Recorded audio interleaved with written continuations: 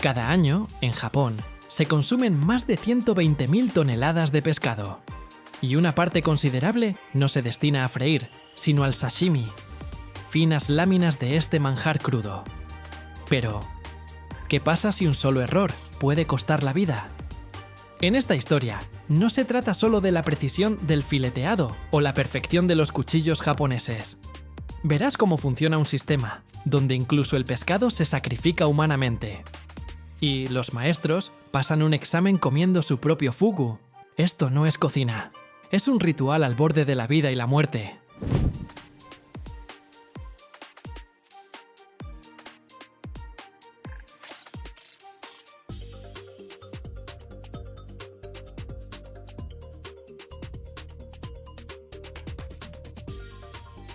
Los mares que rodean Japón no son solo un elemento natural, sino una enorme arteria vital de la que el país extrae diariamente pescado fresco para su orgullo gastronómico más famoso, el sashimi. Todo comienza de noche. En los pueblos costeros rugen los motores de barcos especiales, equipados no solo con redes, sino también con los más modernos sistemas de sonar. Los capitanes siguen el movimiento de los bancos de atún, o caballa, como si fuera una operación militar. La precisión es clave. Hay que pescar el pescado en su punto ideal, cuando está más graso, tierno y no ha sufrido estrés. Cuando se detecta el objetivo, las redes y arpones se lanzan a la velocidad del rayo. Todo sucede en cuestión de minutos. Un solo barco puede llevar a bordo más de 20 toneladas de pescado por viaje. Pero lo más importante es conservar la frescura. Por eso, tan pronto como la captura llega a cubierta, el pescado se enfría instantáneamente con hielo. O, en el caso de las variedades premium, se realiza el procedimiento de ikejime, un sacrificio rápido a través de la médula espinal para que la carne no se deteriore por el estrés.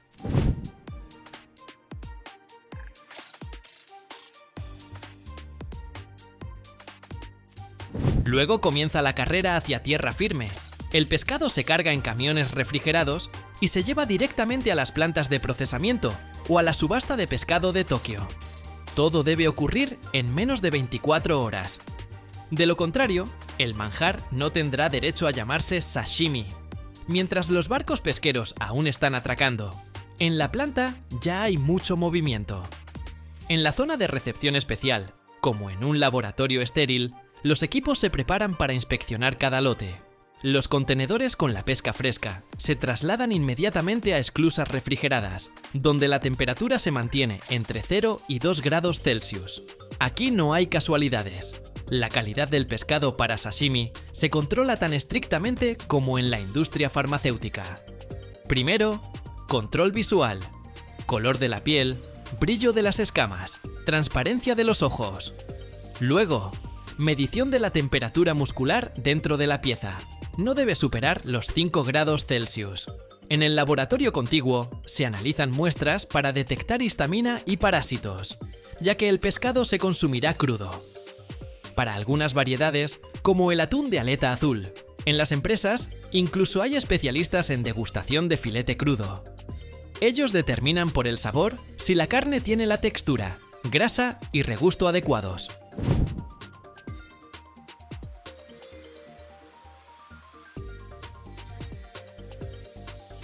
Si el lote pasa el control, se acepta, se pesa y se etiqueta.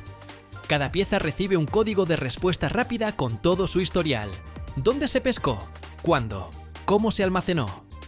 Esto permite no solo rastrear la calidad, sino también generar confianza entre los gourmets más exigentes de Japón y de todo el mundo. Después de pasar todas las inspecciones de control, el pescado llega a la sala de despiece. Un verdadero reino de precisión, velocidad y maestría. Aquí todo brilla con acero. Cuchillos, mesas, transportadores. Cada movimiento es como una danza perfeccionada. En estas salas trabajan maestros fileteadores especialmente entrenados que durante años dominan el arte de procesar el pescado. Un solo atún de 200 kilogramos puede despiezarse en cuestión de minutos, y ni un gramo de carne preciosa se desperdiciará.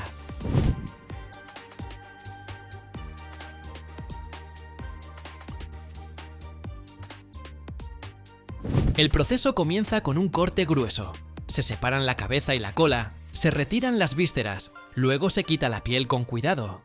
A continuación, el pescado se filetea. Se separan los grandes filetes de la espina dorsal. Para el sashimi, la textura ideal es crucial, por lo que el corte debe ser liso y sin daños. Todo se hace a mano o con máquinas semiautomáticas, pero las operaciones más delicadas, solo por las manos del maestro. En algunos casos, se utiliza una técnica japonesa especial de despiece llamada ikejime. Es un método humano y delicado de procesamiento que permite conservar la máxima frescura y textura de la carne. Estas piezas cuestan más y están destinadas a los clientes más exigentes. Los recortes, cabezas y espinas no se tiran. Se clasifican inmediatamente para su uso posterior. En caldos, conservas o alimento para animales. Nada se desperdicia. Todo el sistema está diseñado para la máxima eficiencia y el respeto por el producto.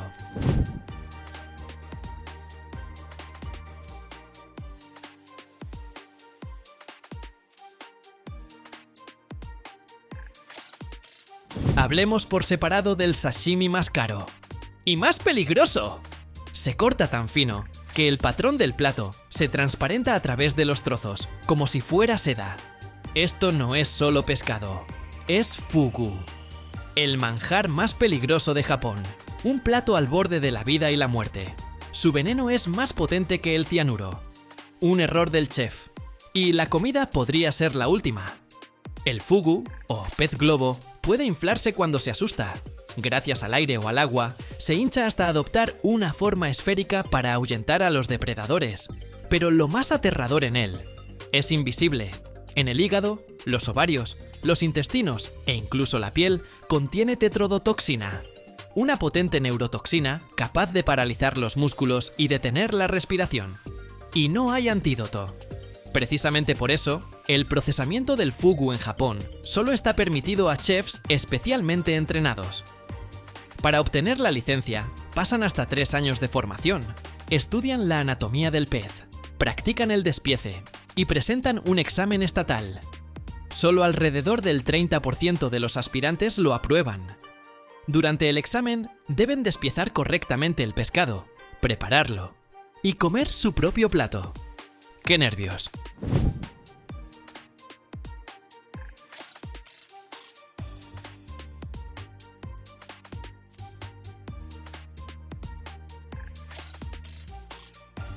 El sashimi de fugu es más un ritual que una comida. Se sirve cortado extremadamente fino. Los trozos son casi transparentes, dispuestos en el plato en forma de flor de crisantemo, el símbolo tradicional de la muerte en Japón. Todo esto es un recordatorio del peligro que se esconde bajo la belleza. El sabor del sashimi de fugu es exquisitamente delicado, casi neutro. Aquí lo principal no es el placer, sino la experiencia y la confianza en el maestro.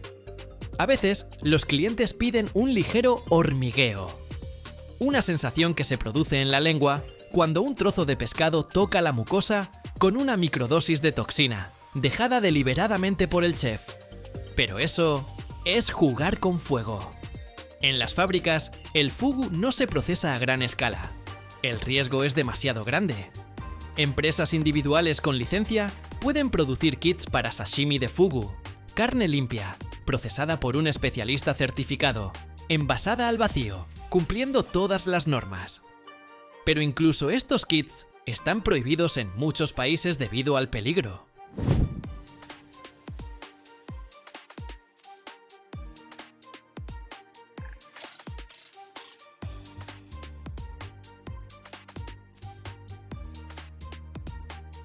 En Japón, los platos de fugu se pueden degustar en restaurantes especializados, los tekai, donde todos los chefs tienen permiso.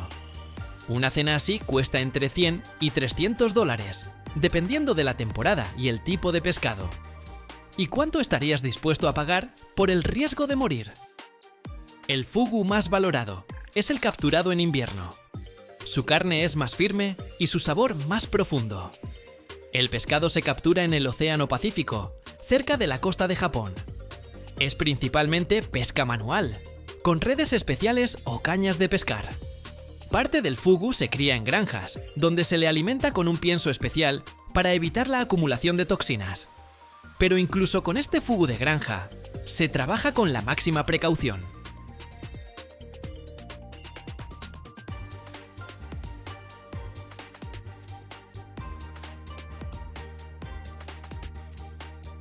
Ni se imaginan cuántos kilogramos de embutido llegan cada día a las estanterías de las tiendas. Este producto se ha vuelto cotidiano para muchos, pero pocos saben qué hay detrás de su creación a escala industrial. El proceso tecnológico parece simple.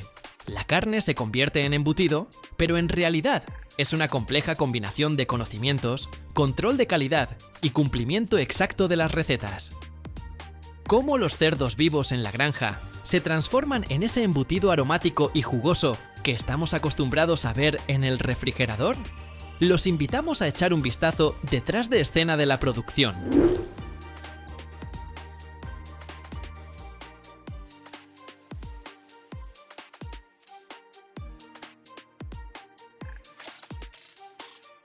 Se prevé que para el año 2033, el consumo de carne de cerdo per cápita en Estados Unidos aumentará a 24 kilogramos.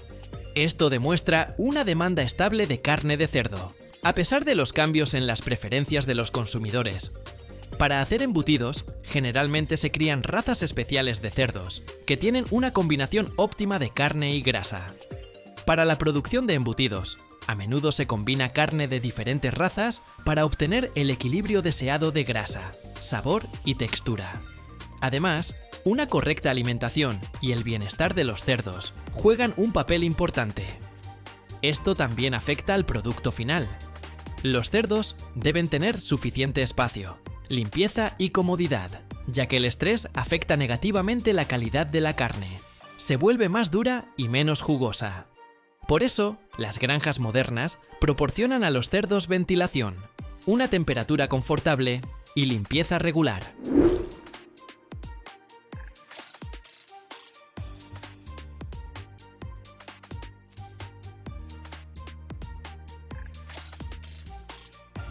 La alimentación es un factor clave.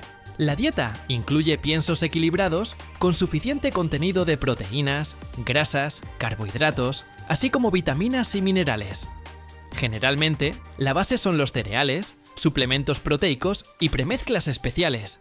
Esto asegura un rápido aumento de peso y mejora la estructura muscular. Es importante que la grasa de los cerdos sea lo suficientemente suave y aromática para que el embutido tenga un sabor agradable y jugosidad. Por lo tanto, los granjeros controlan no solo la cantidad de alimento, sino también su calidad. También es popular añadir suplementos naturales a la dieta, que mejoran la salud de los animales y el sabor de la carne. Los cerdos se seleccionan y preparan para el transporte para minimizar el estrés y las lesiones. Es importante seguir las normas de bienestar animal, por ejemplo, no sobrecargar el transporte y asegurar la ventilación.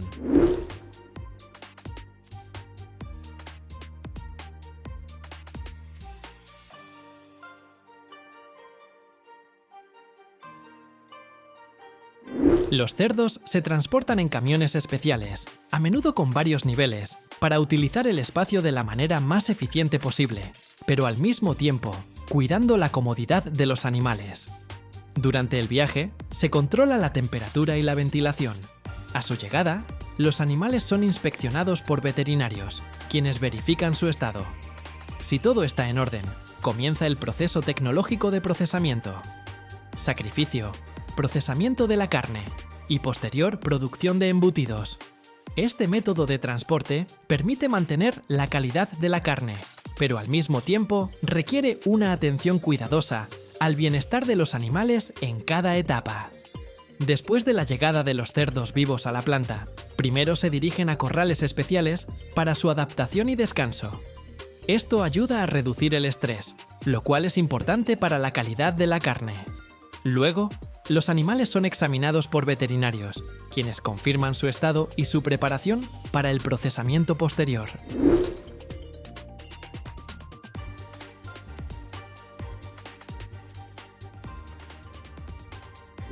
A continuación, se realiza un sacrificio humanitario, utilizando métodos que minimizan el dolor y el miedo. Después del sacrificio, las canales pasan por etapas de procesamiento, desollado, evisceración, lavado y enfriamiento. El enfriamiento es un paso muy importante que ralentiza el desarrollo de bacterias y conserva la frescura de la carne. Después del enfriamiento y la preparación de las canales, llega la etapa clave de la producción de embutidos, el picado de la carne. Este es un proceso muy importante, ya que de él depende la textura del producto futuro. Primero, la carne se corta en trozos del tamaño adecuado, eliminando huesos grandes y exceso de grasa para asegurar la homogeneidad de la mezcla. Luego, los trozos se introducen en una picadora de carne. Un equipo especial con cuchillas y rejillas que cortan la carne a la fracción deseada.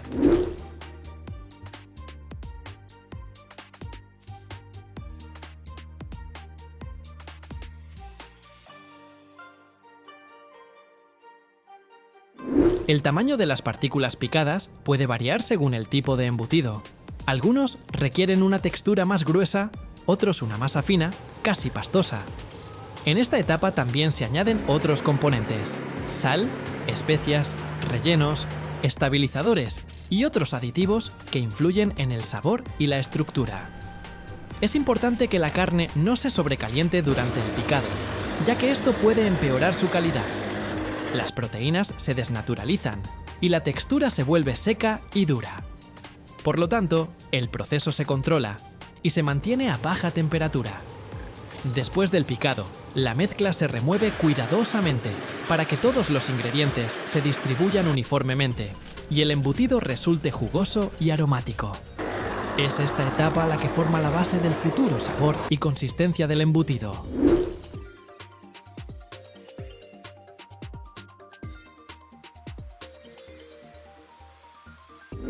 Y ahora viene lo más interesante. Después de que la mezcla de carne y especias está perfectamente mezclada, se dirige al embutido, el proceso donde la masa cárnica se rellena en las tripas para embutidos. Esto sucede con la ayuda de máquinas especiales, las embutidoras, que inyectan la mezcla a presión en tripas naturales o artificiales. Las tripas naturales suelen ser intestinos de cerdo o ternera, que dan al embutido un aspecto tradicional y una textura particular. Las tripas artificiales están hechas de celulosa o colágeno, son más resistentes y permiten crear diferentes formas. Durante el embutido es muy importante no dejar bolsas de aire. De lo contrario, el embutido se hinchará y podría no conservarse bien. Por eso, los operadores controlan el proceso, y las máquinas a veces están equipadas con agujas especiales para liberar el aire.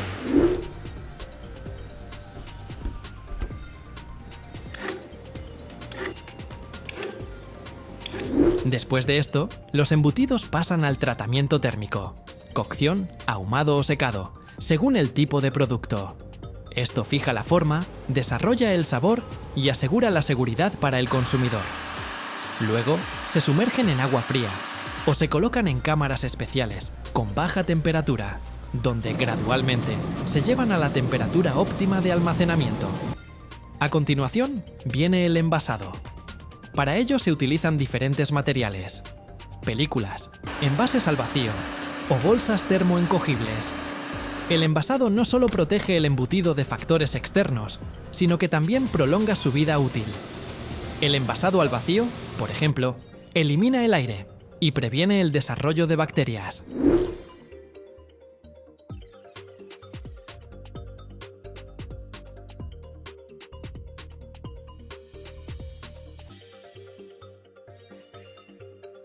Después del envasado, cada embutido recibe una etiqueta que contiene información completa sobre el producto.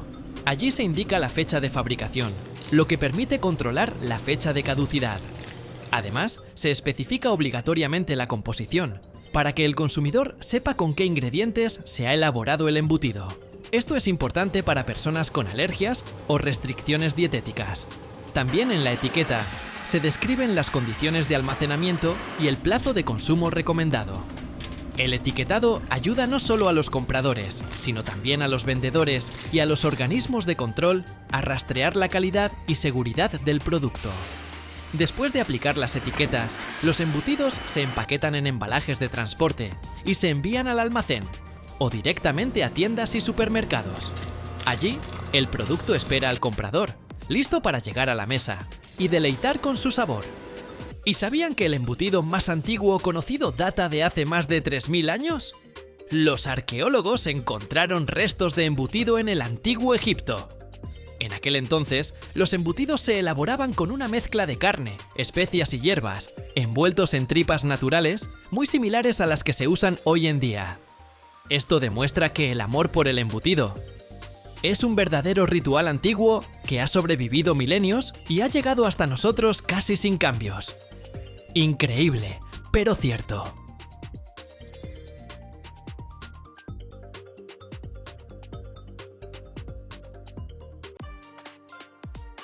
Imagina una granja donde cada año se crían más de 200 millones de ranas. Sí, leíste bien, compadre. Estas granjas existen. Y no es ciencia ficción. Su carne se sirve en restaurantes carísimos de Francia. Su piel se usa en la moda. Y su baba se emplea en la medicina para combatir superbacterias. Crecen más rápido que los pollos, no generan metano. Y su croar es más estruendoso que el de una moto. ¿Cómo se crían? ¿Cómo se transforma una ranita en un manjar o en un fármaco? ¿Y por qué las granjas de ranas podrían ser el futuro de la industria alimentaria? Quédate, porque esto se va a poner muy sabroso, sorprendente y, por supuesto, bastante ruidoso.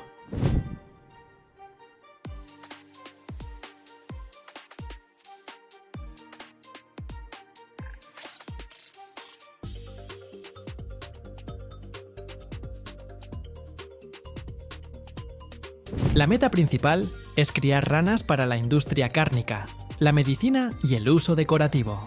La piel y la baba de la rana contienen sustancias antibióticas que ayudan a combatir bacterias y hongos.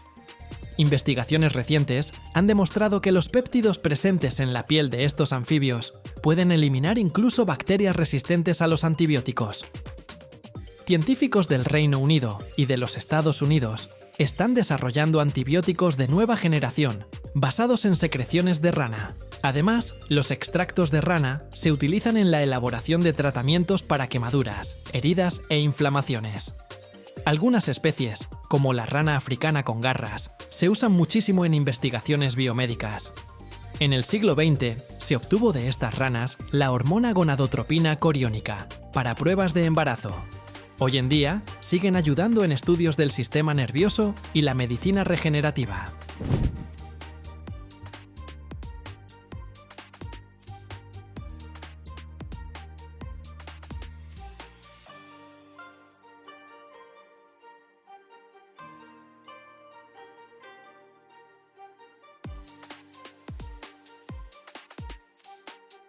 Últimamente, la popularidad de las ranas decorativas como mascotas ha crecido bastante, sobre todo en países como Estados Unidos, Japón y Europa.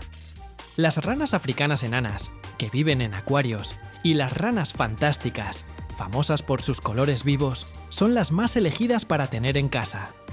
Estas ranas no requieren muchos cuidados, apenas necesitan espacio y poseen una apariencia muy particular, algo que atrae a los aficionados de mascotas exóticas. En granjas especializadas se crían ranas en condiciones controladas y luego se venden a tiendas de mascotas o directamente a los dueños. El precio de una rana decorativa puede variar entre $10 y $200, dependiendo de lo rara que sea la especie. Pero lo más importante es que la carne de rana es considerada un manjar en muchos países, en especial en Francia, China, Estados Unidos y Brasil. La parte más codiciada son las ancas, con un sabor delicado y ricas en proteínas. Para obtener esta carne, en las granjas se cría la rana toro, Lithobates catesbellanus, que crece muy rápido y alcanza tamaños considerables. ¿A qué me refiero con tamaño grande? Pues a que su peso puede llegar hasta 1 kilogramo. Imagínate una ranota de ese calibre.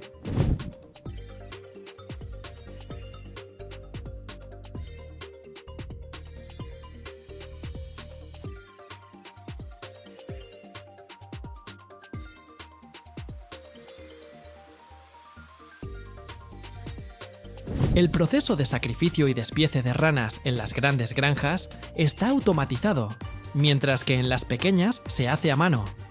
En ciertos lugares, como Francia, todavía se capturan ranas silvestres, aunque esto se regula estrictamente por la ley debido al riesgo de disminuir su población. Las ranas se crían en estanques especialmente acondicionados o en depósitos artificiales. La incubación de los huevos en las granjas de ranas es un espectáculo que bien podría ser parte de una película de ciencia ficción. En enormes recipientes transparentes, llenos de agua limpia, flotan miles de bolitas gelatinosas con diminutos puntos negros en su interior. Esos puntitos son las futuras ranas, que se desarrollan lentamente bajo la atenta supervisión de los granjeros. El agua se filtra constantemente y se enriquece con oxígeno, creando condiciones ideales para su crecimiento.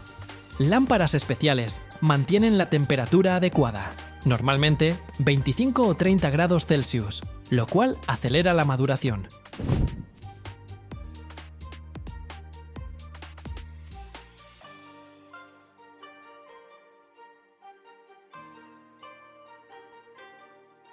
Dependiendo de la especie, después de unos 10 días, de cada huevo emerge un diminuto renacuajo, y todo el estanque cobra vida. Miles de pequeñas criaturas se mueven sin parar, formando un remolino viviente que resulta absolutamente fascinante. ¿Y luego qué pasa? En grandes piscinas o estanques que abarcan cientos de pies cuadrados, hierve la vida. Miles de renacuajos nadan en el agua, formando nubes móviles de color oscuro que cambian de forma como si fueran un único organismo. Cada día, los granjeros revisan la calidad del agua, la oxigenan y añaden nutrientes. Se mantiene la temperatura entre 24 y, como mucho, 28 grados para asegurar un crecimiento óptimo. Los renacuajos se alimentan de mezclas especiales de algas, proteínas y minerales que aceleran su desarrollo.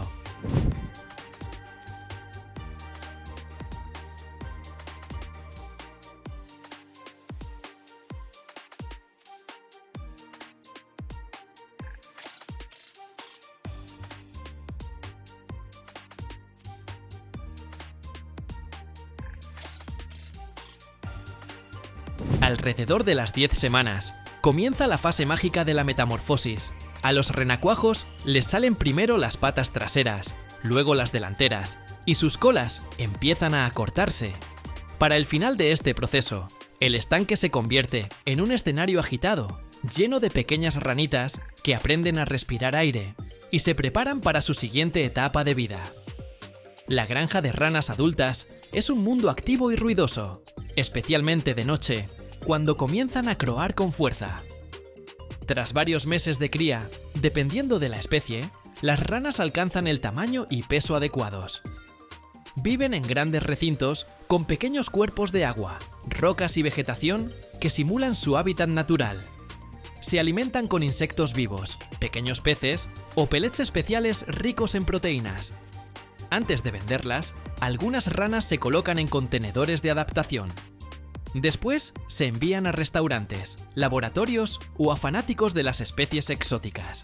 Los granjeros seleccionan a mano las más saludables y grandes para la reproducción, garantizando así la estabilidad de la población en la granja.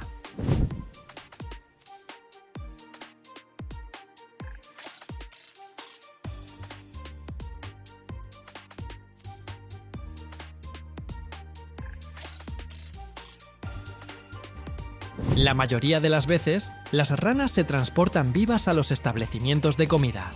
A los restaurantes les gusta recibirlas en este estado para sacrificarlas justo antes de cocinarlas, y en ciertos países esto se hace por requisitos legales que facilitan el control de calidad. Para su traslado, las ranas se colocan en recipientes plásticos o de malla, con la humedad adecuada. La temperatura se controla para reducir el estrés de los animales. Criar ranas requiere muchos menos recursos que, por ejemplo, producir carne de cerdo o de res. Crecen rápido, consumen menos alimento y no emiten metano como el ganado vacuno. En las granjas de ranas, es crucial separar a los renacuajos y a las ranitas por tamaño, pues las más grandes pueden llegar a comerse a las más pequeñas.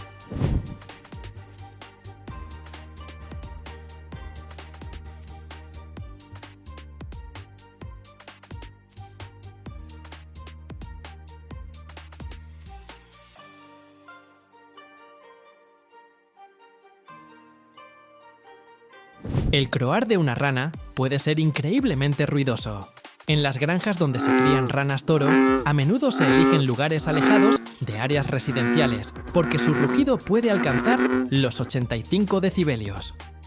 Como el sonido de una moto en pleno motor. A veces, las ranas se crían en arrozales. En algunos países asiáticos, los agricultores las cultivan directamente en los campos inundados de arroz, donde ayudan a controlar las plagas de insectos.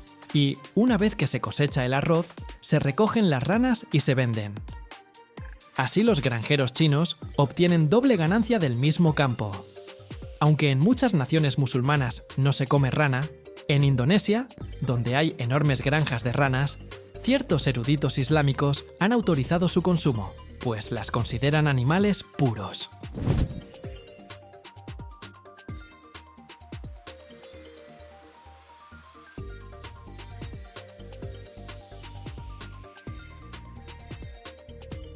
En el pasado, la carne de rana fue más popular en Francia e Italia, pero debido a restricciones ecológicas y a la competencia del mercado asiático, la demanda local descendió. Tal vez, en unos años, con el avance de la tecnología, se pueda cultivar carne de rana en laboratorios, sin necesidad de criar a los propios anfibios.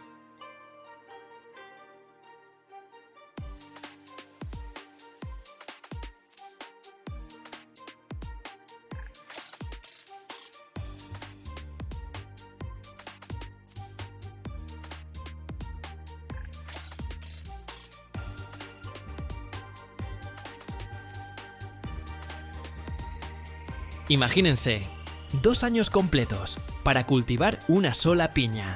Y luego, apenas 30 segundos, para quitarle la cáscara y cortarla en trozos perfectos. A diario, en las fábricas más grandes del mundo, se procesan cientos de toneladas de piñas, que después se enlatan y viajan miles de kilómetros antes de llegar a tu mesa.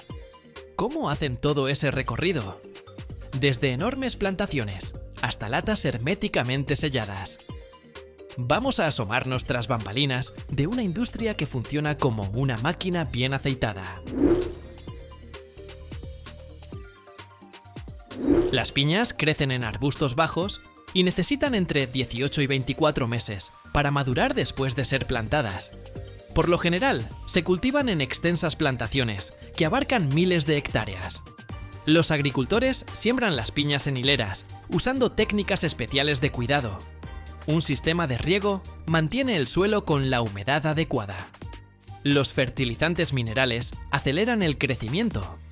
El control de plagas se realiza mediante métodos naturales o químicos. La siembra es un proceso laborioso, pues cada retoño debe colocarse con precisión en la tierra. Se remueven las malas hierbas y se afloja el terreno. A veces se usa un recubrimiento plástico, mulch, para conservar la humedad y combatir a los bichos. Las piñas no se cultivan a partir de semillas, sino de la corona del fruto o de brotes laterales, que se cortan y se dejan secar un poco antes de plantarlos. Los trabajadores entierran estos esquejes a mano, dejando entre 25 y 50 centímetros de separación, dependiendo de la variedad y el método de cultivo.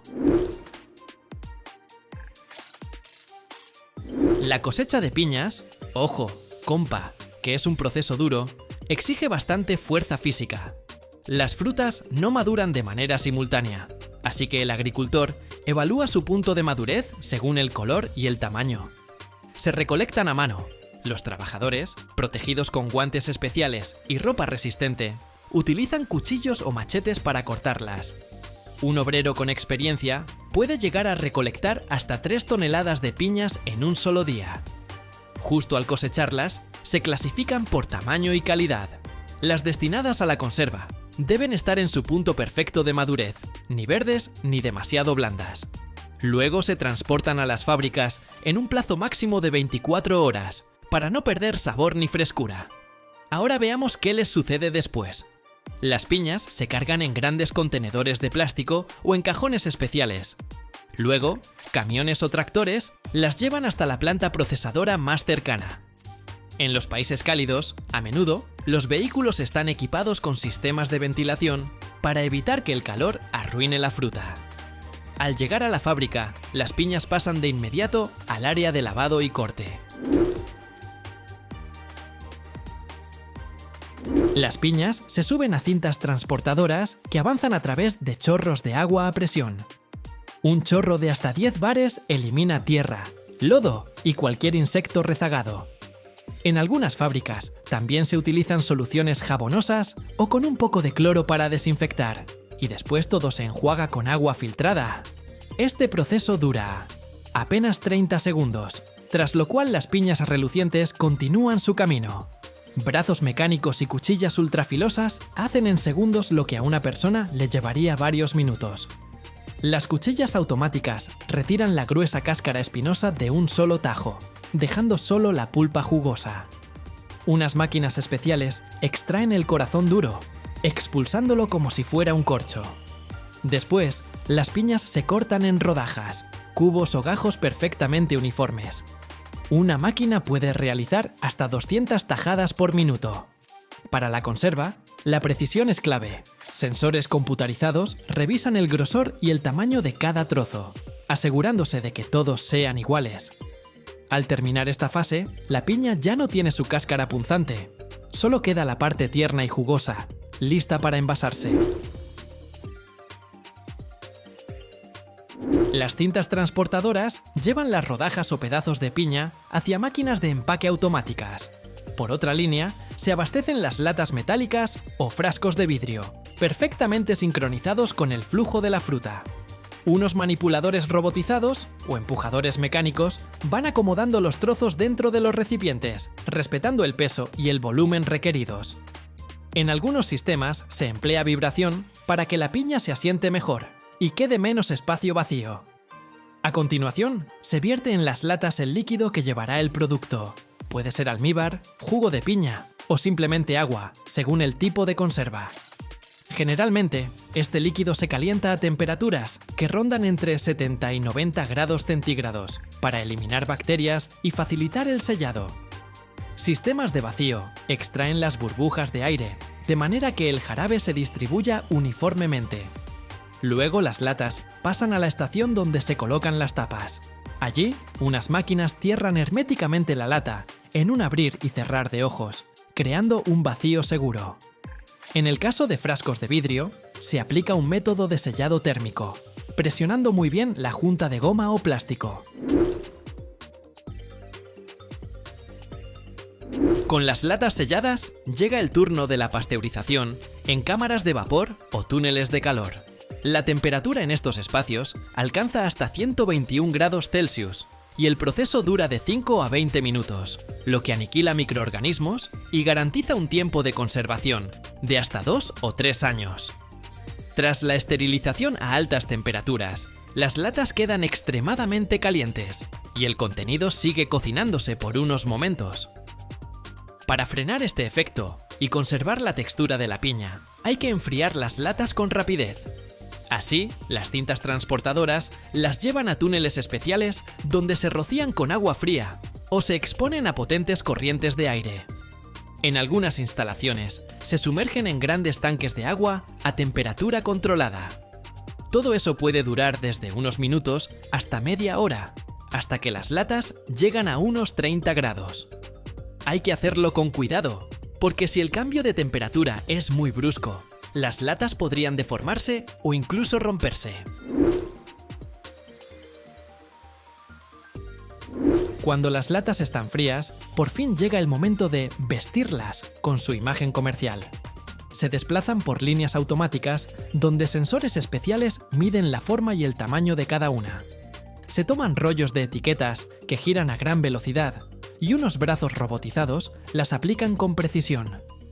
Para las latas metálicas se usa pegamento o sellado térmico. Para los frascos de vidrio suelen emplearse etiquetas de papel o plástico. Luego, con láser o con tinta, se imprime en cada envase la fecha de producción, la fecha de caducidad y el número de lote. Si una lata queda mal etiquetada o no cumple con las normas, se retira automáticamente.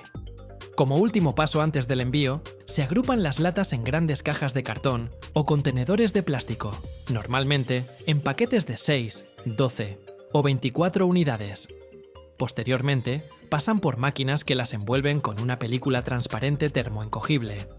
Las grandes remesas se acomodan en tarimas de madera y se sellan con otra capa de plástico para mayor estabilidad durante el transporte. Finalmente, montacargas robotizados llevan las latas empacadas a enormes almacenes refrigerados, desde donde partirán hacia supermercados, restaurantes y hogares alrededor del globo. Algunas latas pueden recorrer miles de kilómetros antes de aparecer en el estante de tu tienda favorita.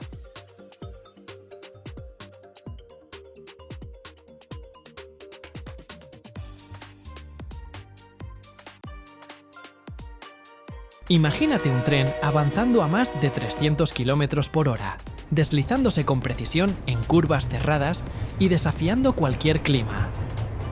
¿Cómo se construye una máquina así?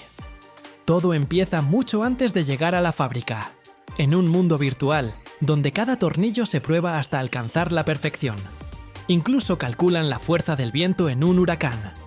Y cuando llega la hora de las pruebas reales, hablamos de fábricas del tamaño de 20 campos de fútbol, donde el metal se funde a 1500 grados Celsius. Vamos a descubrir cómo nace este milagro de la ingeniería.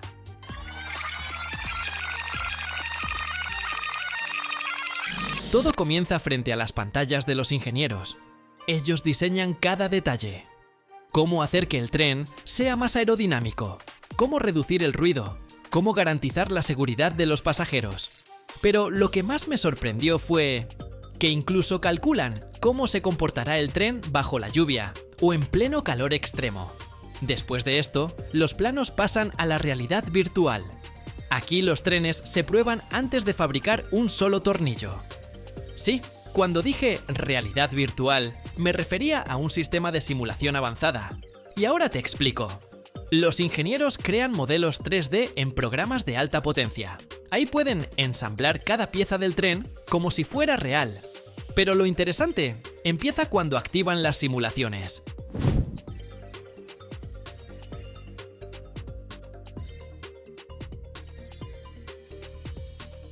Por ejemplo, analizan cómo el aire fluye alrededor del tren a distintas velocidades.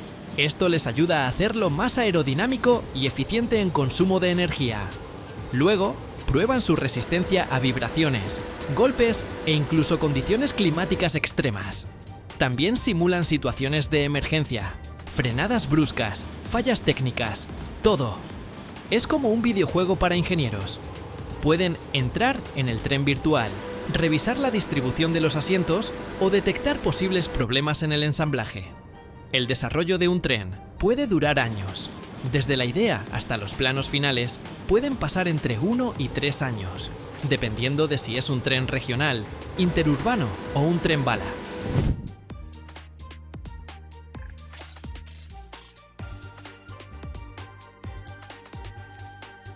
Las simulaciones virtuales de aerodinámica, resistencia y seguridad tardan 6 meses o más. Luego, cuando los primeros prototipos están listos, se prueban en pistas especiales. Ahí verifican los frenos, la estabilidad en curvas y su comportamiento en diferentes vías. Este proceso puede durar hasta 2 años. En total, desde la primera idea hasta el tren listo para operar, pueden pasar entre 4 y 7 años, o incluso más si es un proyecto complejo como el Shinkansen en Japón o el TGV en Francia. Ahora, vamos a la fábrica, donde el metal incandescente y enormes hornos dan vida a cada pieza. Imagínate un escenario sacado de una película de ciencia ficción. Los materiales principales son acero ultrarresistente, aluminio y compuestos especiales. ¿Por qué estos? Porque son fuertes pero ligeros. Un tren de alta velocidad necesita máxima resistencia y peso mínimo. Primero, se selecciona la materia prima, lingotes de metal, chatarra reciclada o incluso polvos de aleaciones especiales como titanio, níquel y acero aleado. Todo esto se carga en enormes hornos de inducción o de arco eléctrico. Imagina un caldero gigante, donde el metal se funde a más de 1500 grados Celsius, más caliente que la lava de un volcán. Cuando el metal está listo, se le añaden elementos como cromo para resistencia, níquel para soportar altas temperaturas y molibdeno para evitar la corrosión. Cada mezcla se analiza en laboratorio para asegurar su calidad.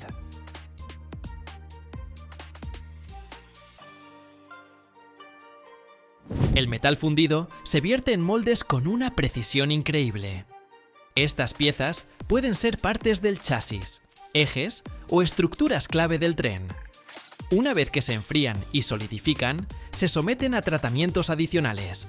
Las piezas más resistentes se forjan con martillos gigantes o se laminan como si fueran masa para pizza. Esto compacta la estructura molecular del metal, haciéndolo más sólido. Luego pasan por tornos y fresadoras que eliminan imperfecciones y dan un acabado milimétrico.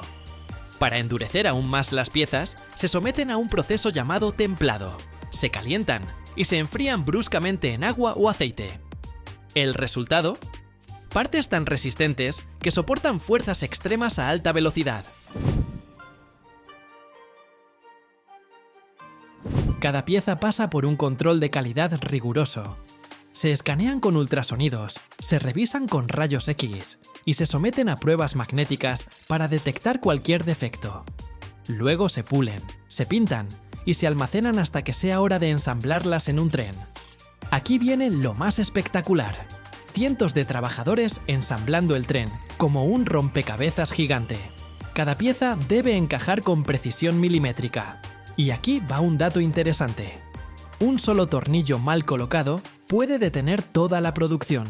Por eso, cada conexión se revisa varias veces por equipos distintos. Las fábricas de trenes son inmensas. Los talleres principales pueden medir de 50 a 150.000 metros cuadrados, el equivalente a entre 7 y 20 canchas de fútbol. La altura de los techos varía entre 15 y 25 metros, permitiendo el uso de grúas colosales para levantar piezas pesadas. En las fábricas más grandes pueden ensamblarse más de 30 trenes a la vez. Algunas incluso tienen vías internas de hasta 5 kilómetros para probarlos antes de su entrega. Primero, se ensambla un chasis gigante, la base sobre la que se construirá todo el tren. Piensa en esto como el esqueleto de un rascacielos, pero de acero, con un peso de varias toneladas. Cada milímetro se revisa para garantizar un movimiento estable y preciso. Luego se instalan los bogies, las estructuras con ruedas y ejes. Estas ruedas de acero soportan velocidades extremas y toneladas de peso. Entre la base y los bogies se colocan amortiguadores, como la suspensión de un auto, pero mucho más avanzada. Es hora del motor.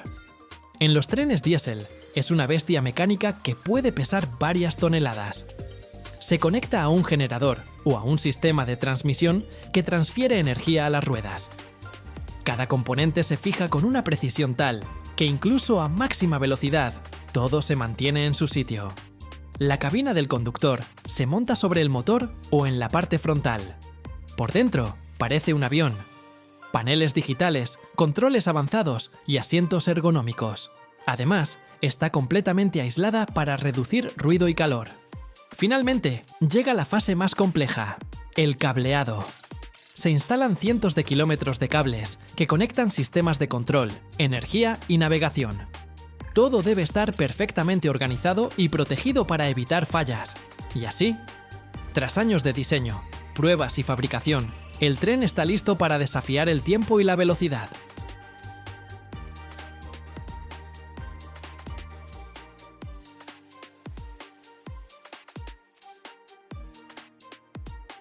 ¿Sabías que cada 12 segundos se vende una lata de Spam en el mundo? No es solo un producto cárnico enlatado, sino un símbolo de historia y cultura que ha sobrevivido a la Gran Depresión, guerras y se ha convertido en parte de las cocinas nacionales de varios países. Desde una solución innovadora en los años 30 hasta lujosas cestas de regalo en Corea del Sur, el recorrido de Spam es realmente impresionante. Acompáñanos a descubrir el fascinante proceso de creación de este producto amado por millones. Para entender la creación de Spam, viajemos en el tiempo a la década de 1930, durante la Gran Depresión en Estados Unidos. La economía estaba en crisis, el desempleo era abrumador y la gente luchaba por sobrevivir. Encontrar una fuente de alimentos accesible, práctica y de larga duración se convirtió en una necesidad urgente. En ese entonces, una planta procesadora de carne en Minnesota, liderada por George Hormel, director de Hormel Foods, decidió crear un nuevo producto cárnico enlatado. La idea surgió como respuesta a las dificultades de la época. Después de la Primera Guerra Mundial y la Gran Depresión, aumentó significativamente la demanda de fuentes de proteínas accesibles y duraderas. Así nació Spam, un producto que satisfizo las necesidades del público en tiempos difíciles. El viaje de una lata de Spam comienza en una moderna granja porcina, donde los cerdos son criados con esmero en condiciones limpias e higiénicas. Cada cerdo pasa por un estricto control sanitario para garantizar que la carne cumpla con los más altos estándares de calidad. Después del procesamiento inicial, la carne de cerdo es transportada a la planta de producción de Spam. Allí se prepara cuidadosamente, eliminando huesos y exceso de grasa, dejando solo los mejores cortes magros. Luego, la carne se muele en grandes lotes, lista para la siguiente etapa de producción. En esta etapa, la carne se muele nuevamente, utilizando potentes máquinas industriales, garantizando una textura uniforme del producto. Un paso crucial en este proceso es dividir la carne molida en lotes de peso uniforme. Este es el secreto que asegura que la mezcla de carne y grasa se combine perfectamente, logrando una textura suave y homogénea para todos los productos. El siguiente paso en la producción de Spam es la mezcla de ingredientes. La carne finamente molida se coloca en mezcladoras industriales donde se combina cuidadosamente con otros ingredientes en proporciones exactas. Se agrega hielo para evitar el calor por fricción, que podría alterar la calidad de la carne. La sal juega un papel clave en la conservación de la carne y aporta ese sabor salado característico de Spam. Para equilibrar, se añade azúcar, que también influye en el color especial de la conserva. El agua se utiliza para unir los ingredientes y crear una textura tierna en la mezcla cárnica. Y por supuesto, las especias secretas. La clave del sabor único de Spam está en una mezcladora industrial diseñada con palas especiales que garantizan la distribución uniforme de todos los ingredientes. El proceso de mezcla continúa hasta lograr la proporción perfecta de color y sabor. En este punto, se presta especial atención al papel del nitrato de sodio, un aditivo alimentario que, aunque se utiliza en pequeñas cantidades, es crucial en el proceso de producción. Desde una perspectiva microbiológica, el nitrato de sodio inhibe el crecimiento de bacterias anaeróbicas, como el Clostridium botulinum, responsable del botulismo, una forma potencialmente mortal de intoxicación alimentaria. El nitrato de sodio actúa previniendo la formación de esporas bacterianas y la desnaturalización de enzimas esenciales en las bacterias, deteniendo así su crecimiento y reproducción. Esto permite almacenar Spam de manera segura por largos periodos sin necesidad de otros conservantes, asegurando la seguridad alimentaria para los consumidores. Además de su función conservante, el nitrato de sodio también reacciona con la mioglobina, un pigmento presente en la carne, formando nitrosomioglobina, que da al contenido su característico color rosado. Sin el nitrato de sodio, el producto tendría un color grisáceo poco atractivo debido a la oxidación. Después de completar el proceso de mezcla, Spam pasa a la etapa de llenado y porcionado. Durante la esterilización, las proteínas en la carne de Spam se desnaturalizan, lo que hace que se encojan y pierdan humedad. Al mismo tiempo, la presión dentro de la lata aumenta debido a la expansión del agua y el aire. Estos dos factores generan presión sobre las paredes de la lata, lo que podría causar deformaciones, grietas o incluso rupturas. Por eso, las porciones cuidadosas con la cantidad exacta de producto son críticas. Luego, la mezcla se coloca en una vaporera o autoclave para su cocción completa. Este proceso no solo elimina microorganismos dañinos, sino que también garantiza una cocción uniforme de la carne, logrando la textura deseada y el sabor característico. La temperatura y el tiempo de cocción se controlan cuidadosamente para garantizar que la carne conserve su humedad y suavidad, sin secarse ni endurecerse. Como resultado, cuando abres una lata, encuentras piezas de carne perfectamente rosadas y apetitosas, listas para usarse en una variedad de platos. Tras completar la esterilización térmica, los productos pasan a la etapa de enfriamiento. Se reduce la temperatura para que puedan manipularse de manera segura y someterse a controles de calidad. Cada lote pasa por rigurosas inspecciones realizadas por un equipo de inspectores experimentados. Los inspectores examinan cuidadosamente la superficie de cada lata en busca de defectos como abolladuras, deformaciones, óxido o grietas. Todos los productos que no cumplen con los altos estándares de la compañía son eliminados. Esto garantiza que solo los mejores productos lleguen al consumidor. Se presta especial atención a las costuras de las latas, que se inspeccionan bajo luz para asegurarse de que no haya fugas, evitando así la contaminación del contenido desde fuentes externas. Solo los productos que superan estas rigurosas inspecciones avanzan a la etapa de empaque. En las llamativas latas verdes se indican claramente la fecha de vencimiento y la duración. Una sola lata puede almacenarse hasta por 5 años. Imagina que te vas de viaje y olvidas esa lata. Pasan meses y cuando regresas y la encuentras de nuevo, la carne bajo la tapa todavía luce fresca y apetitosa. El origen del nombre Spam siempre ha sido un tema de conversación. Parece que todos tienen su teoría sobre de dónde proviene. Algunos creen que Spam significa jamón con especias, mientras que otros piensan que podría ser paleta de cerdo con jamón, o incluso solo carne. Pero curiosamente, el fabricante ha mantenido el verdadero origen del nombre en secreto. Un dato curioso: Spam es especialmente amado en Corea del Sur. Es tan popular que se considera un plato nacional, presente en la mesa de cada familia. La historia comienza después de la Guerra de Corea, cuando Corea del Sur era un país pobre y los alimentos escaseaban. Spam fue introducido al país por las fuerzas militares estadounidenses como parte de la ayuda humanitaria y rápidamente se convirtió en una valiosa fuente de alimento, ayudando a los surcoreanos a superar tiempos difíciles. Pero el amor por el producto no se detuvo allí. Los surcoreanos han ideado innumerables formas creativas de incluir Spam en su cocina, desde platos simples como arroz con Spam y ramen con Spam, hasta preparaciones más elaboradas como estofado de kimchi con Spam, panqueques de Spam y kimbap de Spam. Hoy en día, en la cultura surcoreana, incluso se empaqueta Spam en lujosas cestas de regalo como símbolo de respeto y afecto hacia el destinatario.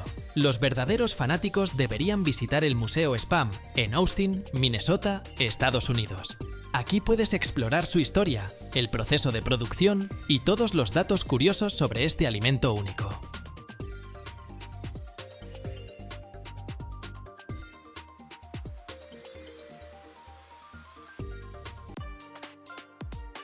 ¿Sabes qué hace que Twix sea tan especial?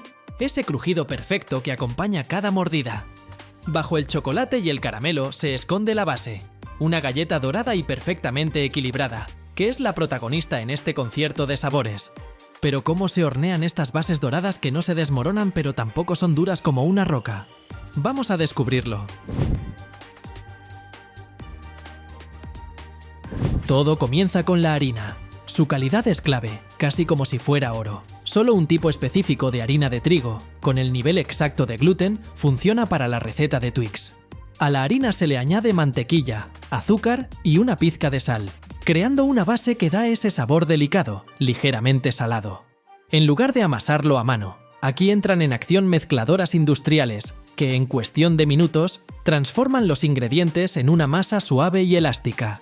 ¿Sabías algo interesante? Durante el proceso, se controla rigurosamente la temperatura de la masa.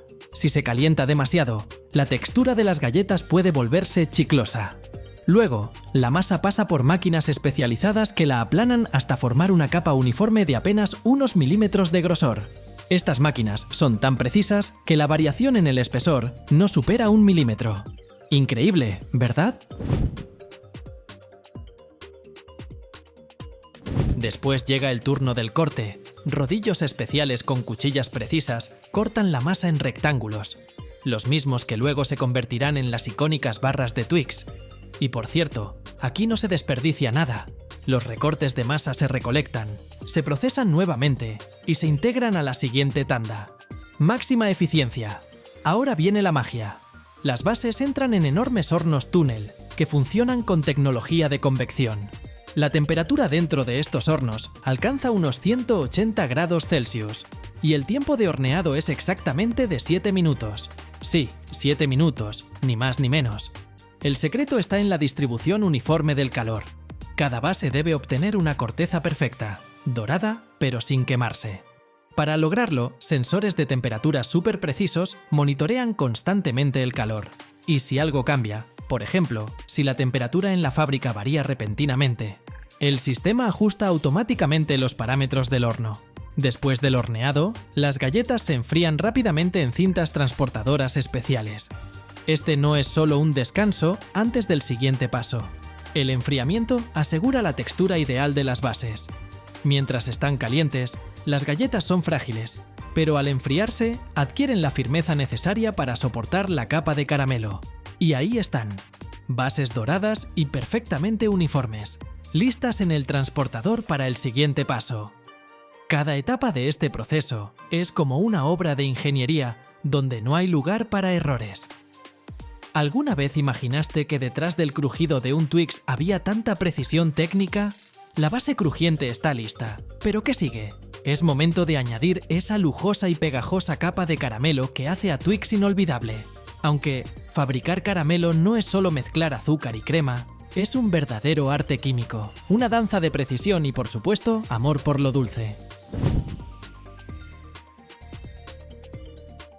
La magia de la caramelo comienza con lo básico: azúcar, crema y mantequilla. Pero el secreto está en las proporciones. En cada Twix, el caramelo tiene la textura perfecta.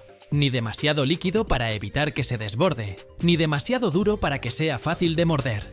En enormes calderas mezcladoras, que parecen reactores científicos, todos los ingredientes se combinan, se calientan y se caramelizan. ¿La temperatura? Alrededor de 150 grados Celsius. Pero eso no es todo. Sensores de alta precisión monitorean constantemente la humedad. Si el caramelo está demasiado seco, se agrietará. Si retiene demasiada humedad, terminará siendo una salsa en lugar de una masa pegajosa. Por cierto, la crema para el caramelo tiene sus propios estándares de belleza. Los fabricantes de Twix solo eligen aquellas con un nivel específico de grasa para garantizar un caramelo suave y sin grumos. Antes de que el caramelo toque las bases, pasa por pruebas rigurosas. Se toma una pequeña muestra directamente de la caldera, se enfría y se examina. ¿Se estira como debe? ¿Mantiene su forma? Se derrite en la boca. Si algo falla, la receta se ajusta al instante. Luego, cientos de galletas avanzan rápidamente por la cinta transportadora mientras la caramelo cae como una lluvia perfecta desde arriba. Cada gota aterriza justo en el centro. ¿Magia? No, pura tecnología. Los dosificadores están equipados con sensores especiales que detectan la posición exacta de cada base y ajustan la cantidad de caramelo al instante. La capa siempre tiene el mismo grosor, unos 2 milímetros. Este es el estándar dorado, que permite que la caramelo complemente los demás sabores en lugar de dominarlos. Después de aplicar la capa, el caramelo debe endurecerse, pero no del todo. Se mantiene ligeramente suave para conservar su textura pegajosa incluso en el producto final. Para lograrlo, las barras se colocan en cámaras de enfriamiento especiales, donde la temperatura se mantiene en 11 grados Celsius. Este proceso dura solo unos minutos, pero es crucial. Si el caramelo se enfría demasiado rápido, perderá su textura. Si lo hace muy lento, quedará pegajoso. Cuando las barras con caramelo salen de las cámaras, ya se ven irresistibles. Pero sabemos que la estrella principal aún está por llegar. Sí, hablamos del chocolate. Si estás listo para el gran final dulce, avancemos. La base de caramelo está lista, y ahora es el momento de completar esta obra maestra. Es el recubrimiento de chocolate con leche lo que convierte a Twix en esa barra legendaria que todos amamos. Pero, si crees que solo es cuestión de sumergirlas en chocolate, prepárate, porque es más complicado de lo que parece. El chocolate de Twix no es cualquier chocolate común. Se elabora con una receta especial perfeccionada durante años. Esta fórmula equilibra perfectamente manteca de cacao, leche en polvo, cacao en polvo y azúcar. El secreto, su textura y sabor. La manteca de cacao tiene un punto de fusión que coincide exactamente con la temperatura del cuerpo humano. Por eso, cuando un Twix toca tu boca, el chocolate se derrite al instante, envolviendo tus papilas gustativas en una sensación sedosa. Por cierto, cada lote de chocolate pasa por una prueba de viscosidad. ¿Demasiado espeso? No cubrirá las barras de manera uniforme. ¿Demasiado líquido? No dará esa sensación de abrazo para el caramelo. Mientras las barras avanzan por la cinta transportadora, una auténtica cascada de chocolate las cubre desde arriba. Sí, el Twix se recubre utilizando el método de vertido, no de inmersión. ¿Por qué? Esto permite obtener una superficie más lisa y uniforme. El río de chocolate envuelve las barras por todos lados. Pero no te preocupes, no se hunden. La cinta transportadora tiene una superficie especial de malla que deja pasar el exceso de chocolate hacia depósitos inferiores. Allí, el chocolate se enfría y regresa al ciclo de producción, ni una gota se desperdicia. Después del recubrimiento, las barras pasan por una zona especial donde corrientes de aire generan microondas. Esto le da al chocolate ese brillo característico y una textura única. Este proceso se llama templado y garantiza ese aspecto irresistible que ves en las estanterías de las tiendas. Ahora, directo al refrigerador. En túneles especiales con temperatura controlada, las barras se enfrían de manera gradual, capa por capa. La temperatura en estos túneles varía entre 5 y 8 grados Celsius, permitiendo que el chocolate se endurezca sin perder su textura cremosa. Este proceso toma aproximadamente 15 minutos. Durante este tiempo, las barras se solidifican completamente, pero siguen siendo lo suficientemente suaves como para derretirse en tu boca. El Twix apareció por primera vez en el Reino Unido en 1967, bajo el nombre Raider.